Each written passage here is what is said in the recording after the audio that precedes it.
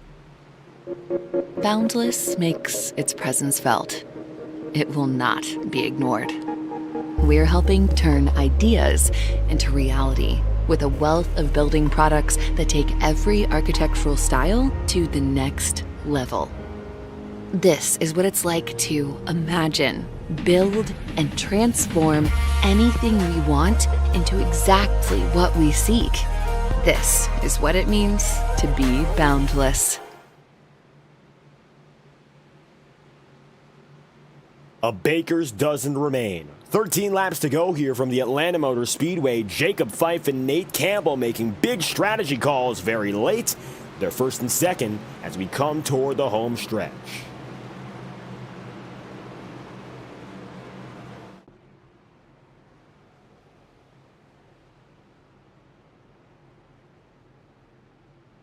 We'll see now whether or not everything works out for these top two drivers. Still a lot of question marks for Jacob Fife. Of course, he's been a top 10 driver for the majority of the day, but now, all of a sudden, it appears like he's got himself top one. Different responsibility and a different workload to finish off the night. Let's see whether or not the 36 can handle it. Green flag's out. Fife a little bit slower. Cannon really gets up to him, but they'll all stay green and intact as they make it through turn one.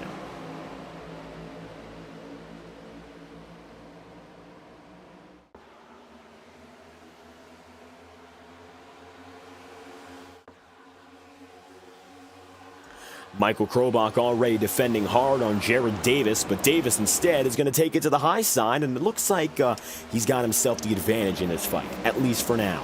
Moreover, Nate Campbell stays with Sam Nieto. Those two drivers remain double file as Jacob Fife now leads all by his lonesome. 11 laps to go for Fife. But for Kyle Trudell, the same amount of laps remain, and he's here to use them. Blake Cannon lies back, but Trudell brings the first defense, and the 84 now has himself a shot. But with that comes Blake Cannon, and Cannon surges ahead of Trudell. As a result, it might just be Blake's race from here to fight against Fife. Jacob now has to look in his rearview mirror, and he can see one thing clear as day. The fastest driver of the night, the fastest driver of the week is in his rear view. He better think twice. 10 laps to go. Never easy to defend the number 44 of Blake Cannon. Always an aggressive driver. Of course, he will make his presence known. But when you're fighting for the race win, it's even harder to go against that number 44. But Fife with a really good 3 and 4 there, and it should be just enough to defend into the opening corners once more. Strong segments. That's what Fife needs. For Blake Cannon, I think he only needs one thing. He just needs to keep hitting his marks and doing what he's done. No other driver's been able to replicate his pace. Michael Krobach now in a battle again with Campbell, Sam Nieto, and Nick Tarbuck. Tarbuck now ahead of his teammate in Michael Stroll. For the first time tonight, it looks like that's how it will end. The number 4 has the advantage here. Stroll is much further back. All the while, Jacob Fife here has the race lead. 9 laps to go, quarter second the difference. Both drivers seem to be on the exact same tire and fuel strategy, so the only difference is going to be pace in the way they drive it compared to one another. Riding on board with Blake Cannon here, he's taking it up high, and it looks like he's banking on Jacob Fife wearing himself out before we get to the checkered flag here. Coming across the stripe, and it's going to be now, according to timing and scoring, lap 125. The tail end is officially here, and not only that, Kyle Trudell is now dropping low. Trudell now wants to fight for his own, and it looks like he's got a shot to make it stick.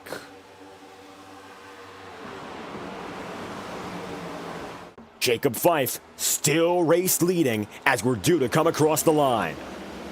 6 laps to go, coming to 5 this time through. Fife is still ahead, but the gap has slightly closed, just a few 100ths of a second. But it looks like Cannon's going to need a little bit more than that to catch up to your league owner. as we're now right there. Any caution from this point, if it is to occur, will bring the field to an overtime race, in which, of course, will extend it for 2 more laps. White flag makes it official, and it looks like right now we're on the verge of getting to that point. I'm sure Jacob Fife would love to finish it off. He got off the line a little bit weaker than Cannon did, but that was his final mistake. 4 to go. Nate Campbell is going to find himself P4 really close to the wall once again on the outside, but now Kyle Trudell has the opportunity to take it P2. Cannon lets him up on the bottom. Nearly contact there, and Cannon falls back further. 4.5 tenths. That's the difference, and it is still growing. Nate Campbell in the 45 is coming up once again. It looks like right now the battle for third is only just begun. 3 laps to go. Blake Cannon now second. Jacob Fife now leading, and Cannon is falling back. This time around, we'll make it 2 laps remaining, 3 miles left. Jacob Fife is in a perfect position to return to victory lane here. It's been a long time coming for Jacob Fife, a driver who struggled more so with the next gens than anything else. He finally found victory lane in the Integrity Ignite Series last season, with Talladega being his first ever. But I'm sure that a race like this with the next gens and over 40 cars in Atlanta will be just as sweet, if not sweeter. Competition has been tense all night. High-level racing action from the beginning. One strategy call, though, is the difference maker, the be-all, end-all, and Jacob Fife happens to be the man who capitalized when it mattered most. 1 lap to go, white flags out, battle for second sees Blake Cannon now fading, Jared Davis looking for P2, surging behind, but all the while, the 36 of Jacob Fife looks to come back to victory lane. He's been here time and time again since 2012, and already this season, he's done it again. Jacob Fife, 5th career win in the Octane Series, and his first in 2025. Cannon triumphs for second. Davis falls back to 7th. Campbell and Trudell make up 3rd and 4th.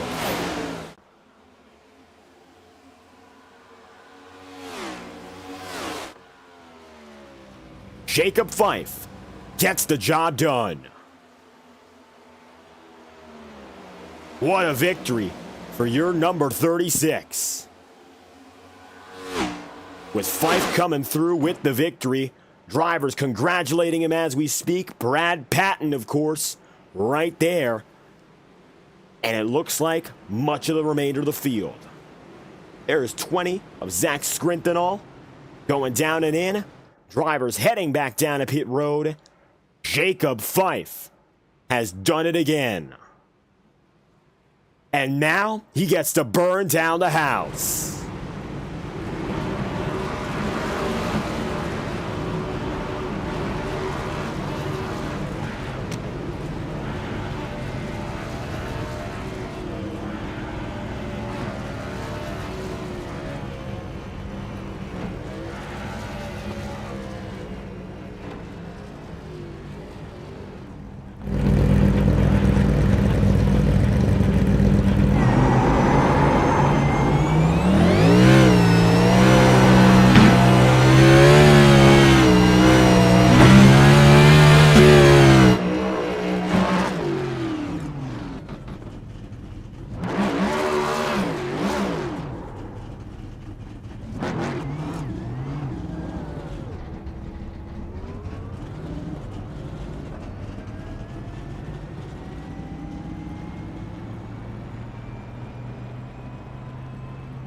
Jacob Fife celebrating victory here from the virtual Atlanta Motor Speedway. Checkered flag is his tonight. It'll be Fife winning with 20 laps led, starting from 12th on the day. Second place in Blake Cannon, 65 laps led, most on the night, starting from 9th for a second place run. Then Nate Campbell comes home P3 with Scott Eckridge 4th, Kyle Trudell 5th, Nick Tarbuck 6th, and Jared Davis P7. Sam Nieto comes home 8th with Michael Krobach 9th and Ryan Bean P10. 11th place will then be Zach Scrintonall with Matt Sizzler then 12th, Nolan Potter P13, and Cody Smith 14th. Paul Mikolajczyk coming through for 15th, and Nicholas Ward 16th place. John DeBarro will be then in 17th with Woody Mahan in 18th, Eric Thornton 19th, and the 20th place driver Chad Mikas. Brock Potter's going to come away with 21st, Bobby Keith 22nd, and Don Stevenson P23. Kyle Cooper's 24th, Aaron Eads 25th, Kevin Bernheimer 26th, Michael Stroll 27th, and then Josh Gallagher, Sean Kalist, and Jay Heishman rounding out the top 30. 31st on back, Eric McFarland, Chad Dillon, Randy Fiash, Brian Yazik, Eli Cars, Matt Janos, Richard Smith, Don Runkle, Tim Rogers, Ross Cato. Finally on the field today, Jim Fife and your only official retiree, Brad Patton, 42nd and last. Tonight, though, became a story of Jacob Fife's unexpected victory. Strategy call, I'll tell you this much, as good as it gets. The 36 of Fife, an unexpected resurgence, and he's finally back to victory lane in the Octane Series. Something I'm sure he's been waiting for quite a while here. And last time he got it done, we were still racing those next gens, so it's only fitting we bring him back, and he's as successful as he's always been once again. Second race of the season and his first win on the campaign. Atlanta Motor Speedway is yours tonight, Jacob Fife. How does it feel returning to victory lane for the first time on a Tuesday in more than a year? Man, that was a really intense race there. Well, first of all, I want to say before I get into my race, everybody did a fantastic job tonight. Again, Monday night was great. Tonight was just as good. Really intense racing through the field, and for the most part, other than a couple cautions at the end there, we really held it together and had some great battles. That I'm probably as shocked as everybody else that two-tire strategy call worked. We didn't take any fuel. We took the two tires, and I basically did 12 or 15 qualifying laps there at the end, and it just stuck. So I'm super pumped. This is the most competitive our league and the series has been in quite a while. So to come out and make a bold call and get the win here at Atlanta, which I enjoy racing here, and I feel like this is one of my better tracks, but still, this is an awesome win. I'm really pumped about it. And you mentioned the level of competition so high here. 12th place you started in, and you found yourself in the midst of the top 10 fight, but even then you were at the bottom half of the top 10 for the majority of that opening stint. When we got things going for the second cycle, you slowly moved your way up. It seems you figured something out here. Yeah, I thought my gains would be on the long run, which it turned to fruition. I think it was Sam and I really were able to kind of let our tires uh, wear better than some of the other guys who are probably racing a little bit harder. It's one of the things I learned from the recruitment race we had a little bit earlier this year. So that I thought that was going to get me a solid finish, like probably finish top 5 somewhere in there. If the strategy stayed green, I think Sam probably had a little bit better shot than I did, but I'd have been in the hunt for the win depending on how things played out. But obviously, it's with as many cars as we have, which is good problems to have. But it's really hard to, in how close the racing is. It's really hard to have full green flag runs like that. Which to do it as much as we did is really impressive. But you take the risk that the caution is going to come out, and it did, and that's fine. But so then you just have to adjust from there, right? And even still, I think after that, I guess it was second caution came out.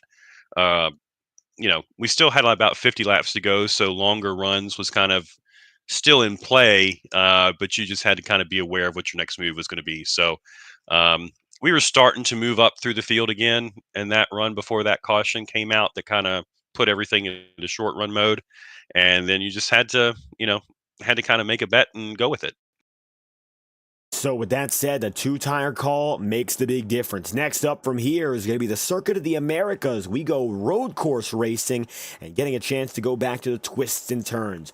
Oval racing for our first two events, and then we go back to a track we've been to for the past 2 years here. So Circuit of the Americas, of course, the road course racers always rise up to the top. I don't know if you consider yourself the best at these. How do you feel about the expectations coming off this victory, of course? Glad I got the victory. It's Coda's going to be very interesting. They're moving to a shorter course for real life, and so we're kind of following suit with that. So it's going to definitely change um, the dynamic of that race and how it plays out. There's some really talented, well, there's really talented guys across the board anyway, but um, I have a feeling we have some really good road course racers in here, and that's probably going to be a challenge for me to do well as I'd like to there. So glad we got some decent points at Daytona, not the best. Obviously, the win here helps a ton. So and now we can just kind of go into the next few weeks and see where things play out and take some risks maybe when we have the opportunity and try to keep stacking stage points, playoff points, wins where we can get them hopefully and keep knocking off weeks here. A strong start to the season with a win in week 2. Jacob Fife, any final comments you'd like to send out here? Yeah, for sure. First and foremost, we can't do this league without our sponsors, so I'd be remiss if I didn't say anything about that. So, Next Level Racing, Sim Motion, Vex Visions. I want to give a shout out to those guys, along with Pro Water and Paint. Papa Fife's been carrying the mantle for that sponsor this year. If you have the opportunity, go check out Next Level Racing and Sim Motion for our 5% discount along with all the products that they provide. And then beyond that, I want to thank the admin team for both series. We've started the year off really strong as far as the racing that we've been able to provide, and just it really sets a tone, hopefully, for how the year is going to go. And if this is the racing we're going to have, it's going to be awesome 2025, and I'm really looking forward to seeing how that plays out. And obviously, David, we appreciate everything you do to bring it to our people who tune in each week. So thank you as well for all that you do for us. Jacob Fife, first win back on the Octane Trail, and the next gen seemed to suit you just fine here in Atlanta. Thank you again for stopping by. Thanks, man. Appreciate it. Jacob Fife on the move. It's a P2 run, of course, for the number 44 of Blake Cannon.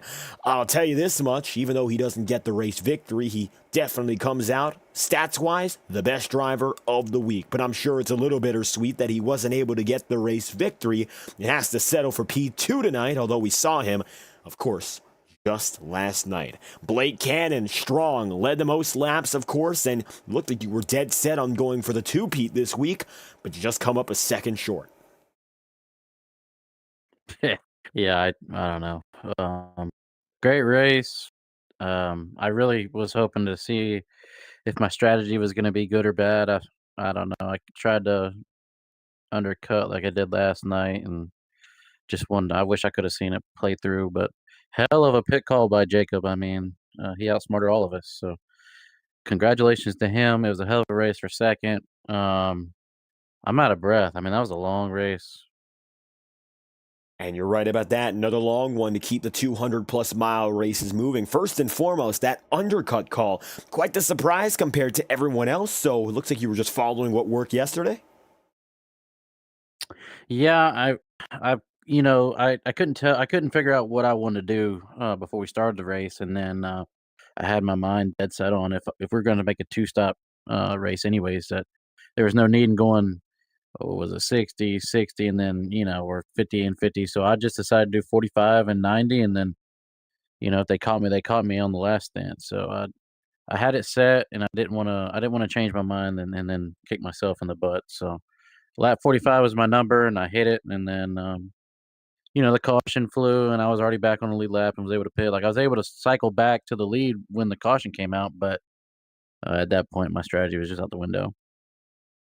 And of course, that final pit call making the big difference here. Nevertheless, the fight for second place keeping you up here in the podium. A lot of drivers again, next-gen package. How was it feeling going here to old Atlanta? You were here last season, but again, first time here with the next-gens.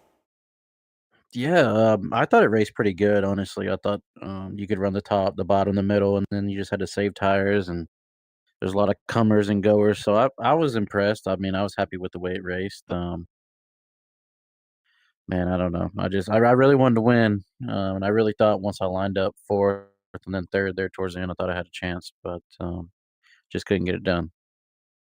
Nevertheless, Blake Cannon up next on the schedule is going to be Circuit of the Americas, going road course racing once again. You proved strong in the Ignite series in the twists and turns. Maybe a chance to rebound. I hope so. I think it's going to be far-fetched to say that I'm gonna run as good as I have the first 2 races. I've got 2 seconds so far. I don't see myself even getting a podium next week, but, we'll put in the effort, and we'll give it our best shot and see what happens.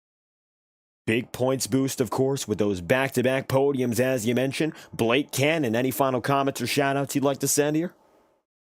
Yeah, I mean, I'll just reiterate what I said last night. I mean, these guys on here that race with us, are the most badass group of guys you can ask for.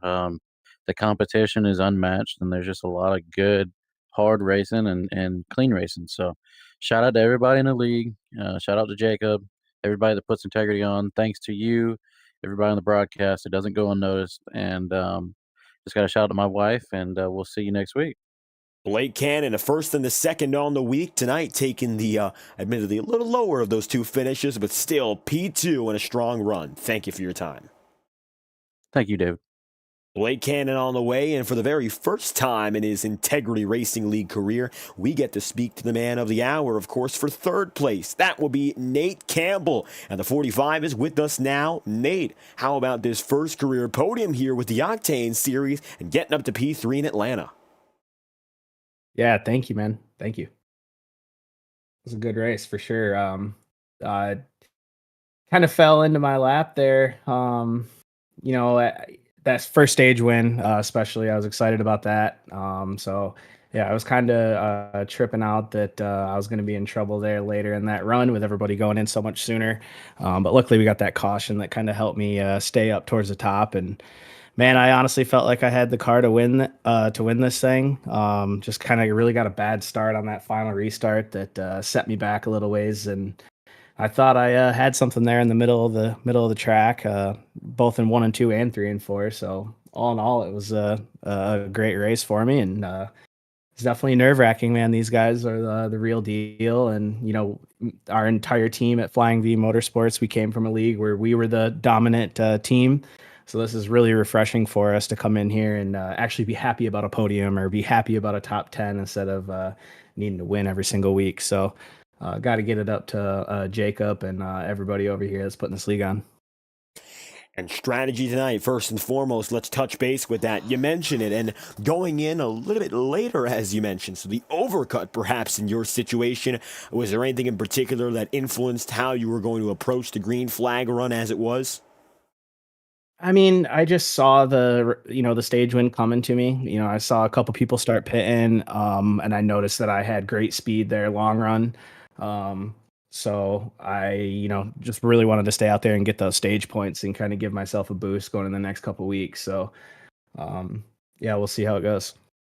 And you're talking about those points bonuses. Now do they matter? We're getting into swing of the regular season. 2 races in so far, best career finish already, and then we go racing at the Circuit of the Americas. We're going to that shortened configuration as the NASCAR Cup Series is. Now, you mentioned you're coming from a background of winning and dominance in previous leagues. How do you feel about your expectations for the road racing, even if it's a different track type? Yeah, you can bet on my teammate Ryan Bean. He's going to be up there. Obviously we don't know what anybody else has, road racing wise in this league yet. But I can promise you that hopefully Bean will be up there in the top 5, making a run for it. And hopefully I'll be right there on his tail chasing him. So, we'll see how it goes. It is our first time running that short course. I haven't put any time in yet to learn the track, so that'll be a little later this week, and we'll see what we can get our qualifying time down to, and that'll kind of determine it, obviously, with no cautions. So just all about consistency and not making any mistakes. It's easy to do at Coda. Nate Campbell, third place on the day. If you have any final shot outs you'd like to send out, the floor is yours. Yeah, like I said earlier, thank you guys for putting this on. Your broadcast's been great. I greatly appreciate that. It's definitely refreshing from what we came from. So thank you so much. Got to give it up to my place of work, Super ATV. If anybody out there needs any side-by-side or ATV parts, feel free to shoot me a message. I'm here to help. So superatv.com. Appreciate you. Nate Campbell and Flying V Motorsports come away with a first career podium tonight in the 45 here in Atlanta. Thank you again for your time. Yep, have a good night.